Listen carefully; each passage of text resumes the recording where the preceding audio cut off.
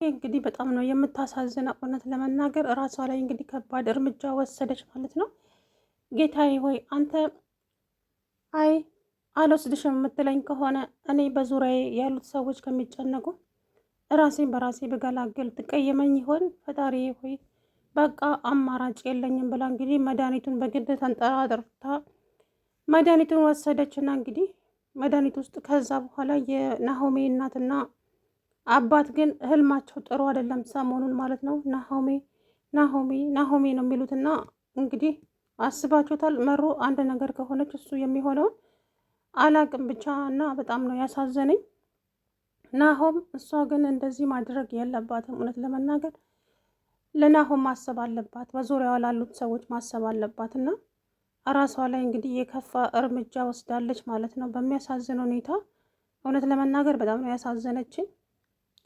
ምክንያቱም አንዳንድ ጊዜ የምንወስናቸው ነገሮች በጣም ከባዶች ናቸውና እሷም ደግሞ ሰዎችን ከማስጨንቅ ከዚች ምድር ላይ ብገላገል ይሻለኛል፣ ኖሬስ ምን እሰራለሁ ልጄን ከነጠከኝ እያለች ማለት ነው። አላቅም እሱም መከራውን ጥብስ አደረገ ከእሷ ጋር። እጇ ዛሬ ነው ገና መንቀሳቀስ የጀመረው እንጂ እጇ ራሱ አይንቀሳቀስም ነበረ። ራሱ ነው እንደ ጽናትም ትመጣለች፣ ታያታለች፣ ሁላቸውም እየመጡ እያዩዋት ይሄዳሉ ማለት ነው። ነገር ግን እሷ አትናገር አትጋገር፣ ዝምታዋን መርጣለች ማለት ነው። ያ ዝምታዋ ደግሞ ሁላቸውንም አስጨንቋቸዋል። በጣም ነው የምታሳዝነው እውነት ለመናገር ማለት ነው። መራዊት አንዳንድ ጊዜ ህልም እንደፈቺው ነው ይባላል እና ህልም አንዳንድ ሰው ትክክል የሚነግረው ሰው አለ፣ ህልሙ ማለት ነው እውነት ለመናገር እና የናሆም አባትም እንደዛው ልጄ ልጄ ነው የሚለውና እሷም ደግሞ ተኝታ በቀን እያለመች ነበረ ማለት ነው። ልጄ ምንድን ነው የሆነው ናሆሜ ናሆሜ እያለች ነበር እናቱ ማለት ነው። እሱም ደግሞ አዩ የናሆሜ አባት ማለት ነው ምንድን ነው አለምዬ ምን ሆነሻል ልጄ ልጄ ናሆም ብላ እንግዲህ በባዶ እግሯ ወደ ውጭ ስትሮጥ፣ ኧረ እባክሽን ነይ ተመለሺ፣ አሁን እኮ በዚህ ሰዓት የት ነው የምትሄጂው? ተረጋጊና ተመለሺ፣ ናሆም እኮ ደህና ነው ደህና ነው ተመለሺ። ደህና ነው ልጄ? አዎ ደህና ነው፣ ተረጋጊና እንሄዳለን አላት። ሰውዬው ወደ ቤት ከመለሳት በኋላ ናሆሜ መጣ፣ ወደ እነሱ ጋር መጣ። ደህና ነህ ናሆሜ? ደህና ነህ የኔ ልጅ እያለችው እሱን ልጇን እንግዲህ እንትን አለችው ማለት ነው። አረ ደህና ነኝ እማዬ፣ ምን ነው አንድ ቀን ብጠፋ ናፈኩሽ አይደል እያለ ከዛ በኋላ እንግዲህ ናሆም አለመኖሩን አውቃ በግድ ተንጠራርታ መድኃኒቱን ወሰደችው ማለት ነው። በጣም ነው የምታሳዝነው እውነት ለመናገር። ቅዱሴም እንግዲህ አልመጣም፣ እስካሁን አልመጣም። ግዴታ ቅዱስ መምጣት አለበት ማለት ነው። ያው ማለት ለእንትኑም ሲባል ለኦዲየንስም ለተመልካችም ግዴታ ቅዱሴ መምጣት አለበት። እናም ሚስቱም ደግሞ እንግዲህ አንድ የሆነ ሰውዬ እየተከታተላት እያስቸገራት ይገኛል። ዛሬ እንደ ናቲ ያሳቀኝ ሰው የለም ማለት ነው እውነት ለመናገር እና ናቲ በጣም ነው ያሳቀኝ። ጉልበት እንዳለው ሰው እንግዲህ ያዙ ይልቀቁኝ፣ ማን አባቱ ነው ማን ነው እሱ እያለ እንግዲህ ሲሄድ ዘርሮ ጣለው ማለት ነው። ልጁ እንዴት እንደሳቁኝ ዛሬ አትጠይቁኝ እውነት ለመናገር ማለት ነው።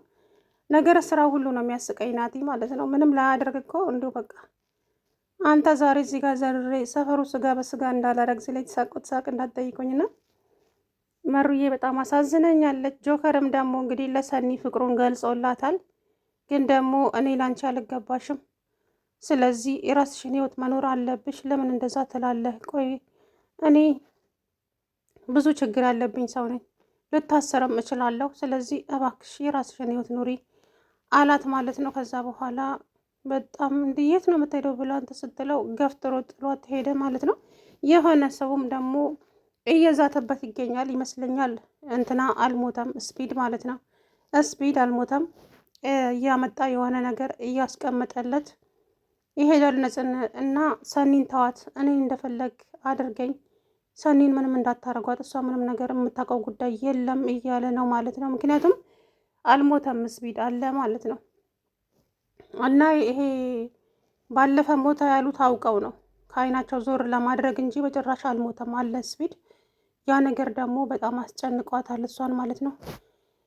ስለዚህ እሷ አታውቅም መኖሩን ማለት ነው። ምክንያቱም ሞቷል ነው እንጂ በህይወት መኖሩን በጭራሽ አታውቅም ልጅቱ። እናም ይሄንን ነገር ደግሞ ሊነግራት አልቻለም።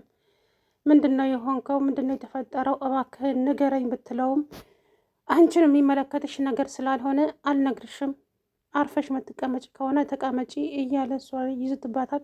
ቆይ ምንድን ነው እሱ እንደዚህ የሚያደርግህ? አንተ ልጅ ለምንድን ነው የማትናገረው? የሆንከውን ነገር ብትለውም አይ አንቺ ብቻ እራስሽን ጠብቂ፣ ሌላ ነገር እመልሽ ነገር የለም ብሎ እንግዲህ ገፍትሮ ጥሏት ሄደ። እሷም ልጁ ምንድን ነው የሆነው ብላ በጣም ተናደደች። ምክንያቱም እንደምታፈቅረው እንግዲህ እሷም ነግረዋለች። ሰኒ አትወድህም ያለው ማን ነው ስትለው እንግዲህ እሱም ጉንጯን ሳም አደረጋት ጠጋ ብሎ ማለት ነው። እኔ አሁን መሩዬ ነው ታሳቢ የሆነችብኝ። ናሆምም የለም፣ ናሆም እናቱ ቤት ሄዷል። እሷ እንግዲህ ባዶ ቤት መድኃኒቱን ሰጥቷት ልሱ እዛው አልጋ ላይ ጥሎላት ነው ሄደው። አላነሳውም፣ ምክንያቱም እንግዲህ ምንም አታደርግም አትንቀሳቀስም ብሎ ነው ምስኪን። እዛው ጋር ጣል አድርጎት ወደ እናቱ ቤት ሄደ። እሷ ግን እንደምንም ተንጠራርታ መድኃኒቱን ወሰደችው ማለት ነው። ስለዚህ ራሴን መገላገል አለብኝ፣ ራሴን ገላግዬ ሁላቸውም ማሳረፍ አለብኝ እንጂ በእኔ ምክንያት እንደዚህ እየተሰቃዩ እስከ መቼ ነው እያለች እንግዲህ በጣም ሊያሳዘነችኝ ዛሬ እውነት ለመናገር መራዊት ልጇንም ማታ እንደገናም እንግዲህ ህይወቷን ለማጣት እየተዘጋጀች ነው ያለችው። ለናሆም ብታስብለት ለሌላ ሰው ባይሆንም ለናሆሜ ብታስብለት ብዬ እንትን አልኩኝ ማለት ነው። እውነት በጣም ነው የሚሰበረው። ልጁንም ማቶ ሚስቱንም ማጣት ከባድ ነው። እና ሰላም ውድና የተከበራችሁ የቻናሌ ቤተሰቦች እንዴት ናችሁ? ደህና ናችሁ ወይ? አለው ደህና ነኝ። እንግዲህ መሩዬ እውነት በጣም ነው ያሳዘነችኝ ዛሬ ማለት ነው። ምክንያቱም አምላኬ ሆይ ልጄንም አጣሁ። ስለዚህ አንተ ደግሞ እኔን አልወስድ ካልከኝ በዙሪያዬ ያሉት ሰዎች ከሚጨነቁ ራሴን አጥፍቼ ወደ አንተ ብመጣ ትቀበለኝ ይሆን? ታዝንብኝ ይሆን? እያለች እንግዲህ ከፈጣሪዋ ጋር እያወራች ነበረ። ከዛ በኋላ አዎ ራሴን መገላገልማ አለብኝ። ሰዎችን አስጨንቄ እስከ መቼ ድረስ በዙሪያዬ ያሉት ሰዎች ሲጨነቁ ማየት አልፈልግም። እኔ እኮ ሁሉንም ነገር አውቃለሁ። ናሆሜ እንዴት እንደሚጨነቅ እኔን ላለማስጨነቅ ብሎ ነው እንጂ እንደዚህ የሚሆነው። በጣም ነው የተከፋው፣ በጣም ተሰብሯል። ይሄንን ከማየት ደግሞ ራሴን መገላገል ይሻላል እያለች እንግዲህ ራሷ ላይ ውሳኔ ወሰነች ማለት ነው። በጣም ነው ያሳዘነችኝ።